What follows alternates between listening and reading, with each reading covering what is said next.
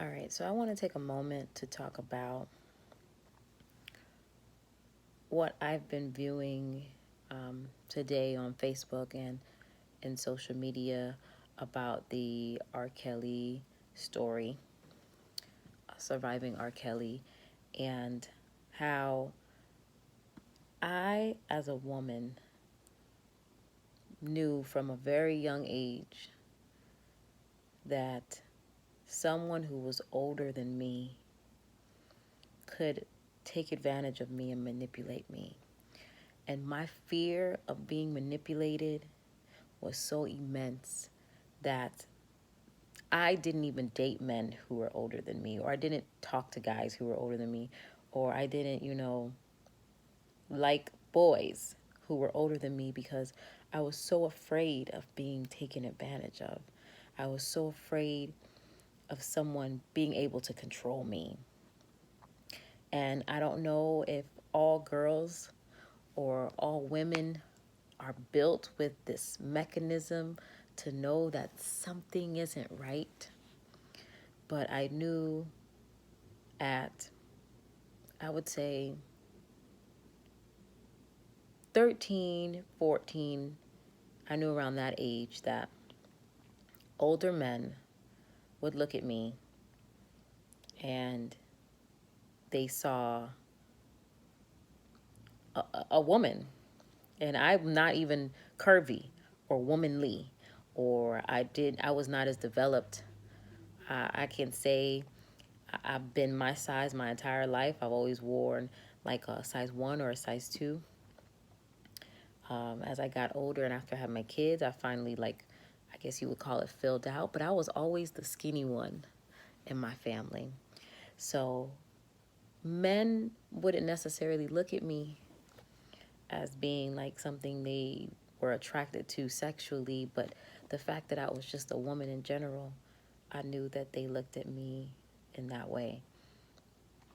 So when this story aired and all these young girls have been manipulated and taken advantage of, in the back of my mind I'm like, well, where was their switch? Where was the thing that clicked here that told them that they were too young to be around someone that age? I remember growing up and I was like 10 or 11, and my little sister, who her and I don't have the same dad, would hang out with her father, and there would be older men there at the house hanging out, having a party, drinking, whatnot. They would always like try to pull me onto their lap, and I would always run. I would say to myself, I don't want to sit on your lap. Ew. Like, why would I want to sit on your lap? Why would I want to be that close to you? I would always run because I just didn't want to be that close to a grown man. I didn't know him. Maybe it's because I didn't grow up with my actual biological father. Or maybe I saw the movie Dance Hall Queen. I don't know if anybody's seen the movie Dance Hall Queen, the Jamaican movie about the woman who gave her daughter up to have food and a place to stay, and the man took care of bills for them, and she turned out to be this amazing dancer. She was considered to be the dance hall queen. Not the girl, the mother. So the mother literally gave up her daughter's virginity. I don't know if I watched too much of that, and I was just like, this is not the life I want to live. And I would just, shut down and run away from older men. But there was always a switch for me. I just didn't want to be a victim. I didn't want to be a victim.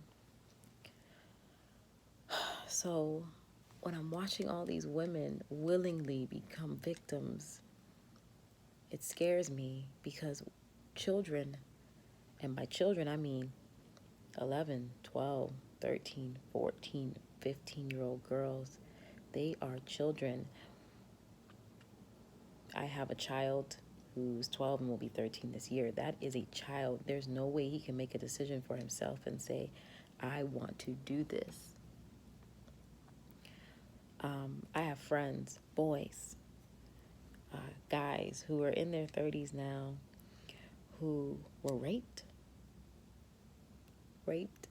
as children, virginities taken from them from grown women who were 17, 18, babysitters,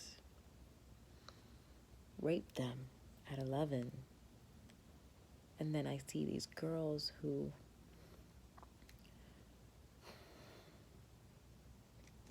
just didn't know any better, easily impressioned upon, and so scared, be manipulated by this monster. And their parents just turning a blind eye.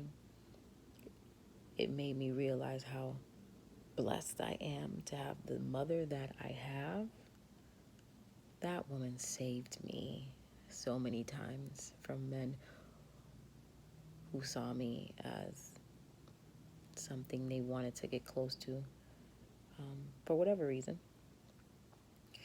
And I can tell you right now, I was very sheltered.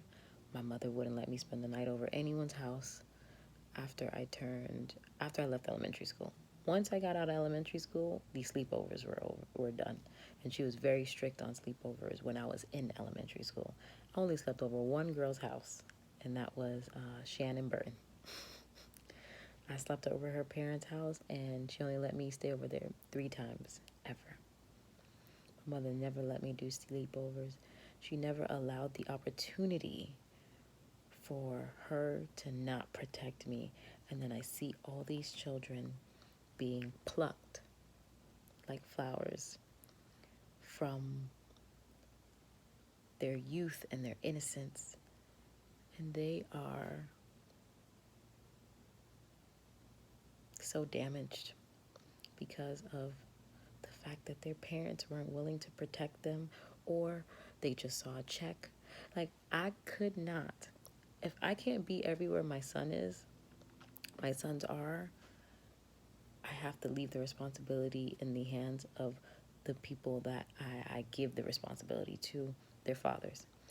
And I am just so shocked at how could someone relinquish the power to protect their child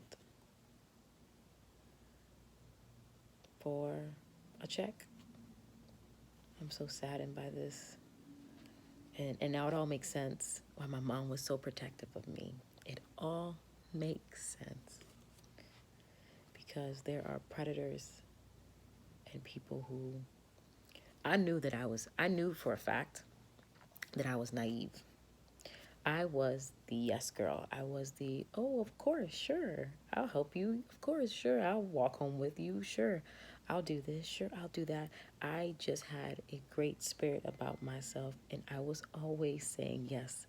My mother could tell you right now that if you ask me to help you, I would say yes.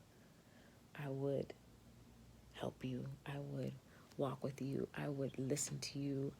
I was always that person because it felt good to make someone happy. Seeing someone smile and seeing someone be happy with me made me feel good. So I knew from a young age that I was so impressionable. And because I knew that I was, and I knew how naive I was, I stayed away from things, a lot of times, because I just didn't know how I would handle the situation, being so young and naive. And then my mother saw it in me. And she always tried to protect me.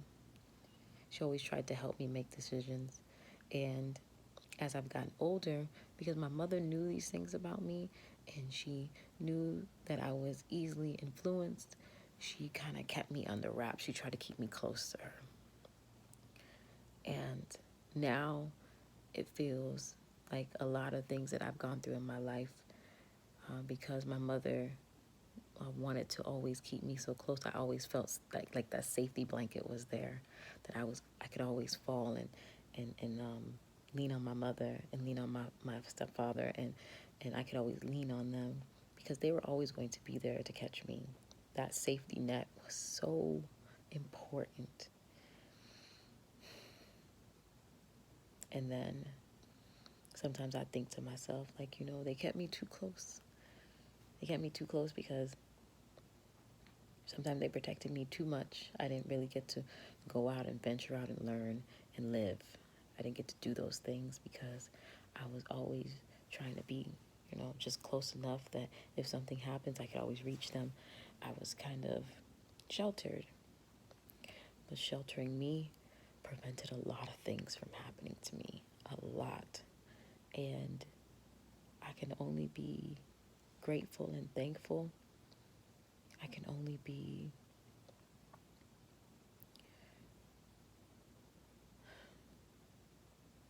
accepting and, just relieved. It's like a sigh of relief to know that they were protecting me from things that could have destroyed me. And even though they did all that protecting, I still was able to make bad decisions when they, loosened the chain or the sheltering. I still went through things. I still was hurt. I still was abused. I still was controlled. I still went through relationships where I was hurt and manipulated. I still went through those things as a part of my learning experience as I got older. But they happened to me when I was older, when I was in a better state of mind than a child, in a more developed state of mind than a 12, 13, 14, 15-year-old child. My parents allowed me to learn and grow when I was old enough to understand right from wrong and fear and control and safety. And I'm so saddened for the women who went through such traumatizing experiences at such a young age. There's like no way that they are fully healed from that trauma. Sometimes lasts a lifetime. And I feel for the victims of this whole ordeal. But I really, truly feel sorry for the parents who allowed such detrimental things to happen to their children. This is exactly why we have parents. This is exactly why we are given the opportunity to create life so that we can guide another individual into a better existence than us. And I feel so sorry for the parents because you allowed a monster to sleep underneath your children's bed and scare them into such sad, traumatic, disgusting experiences. And you should feel ashamed of yourselves because you were put on this earth to protect them, and shame on you. I thank my parents. I don't even think I thank them enough for seeing that I needed help and I needed guidance, and seeing that I was not smart enough or mature enough to make decisions for myself, and that they protected me. I thank them for that. And And I hope that so many more parents can see that the people sometimes that you hold close to you are waiting to prey on your children. Protect them, keep them close. Make sure that they understand that they are safe with you. Make sure that they understand that you will not blame them or judge them or shame them for anything, and that they are able to talk to you, because communication in any type of relationship is key. It just is. I pray that you can understand that a child is never mature enough to protect themselves. That's where we come in.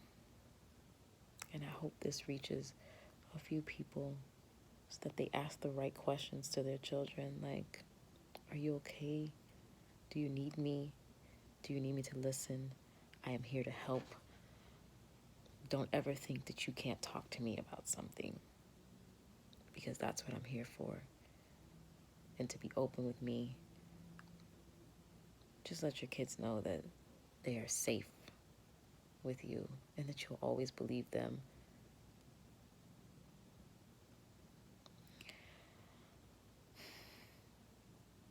I really hope that a lot of these victims realize you were a child and that you knew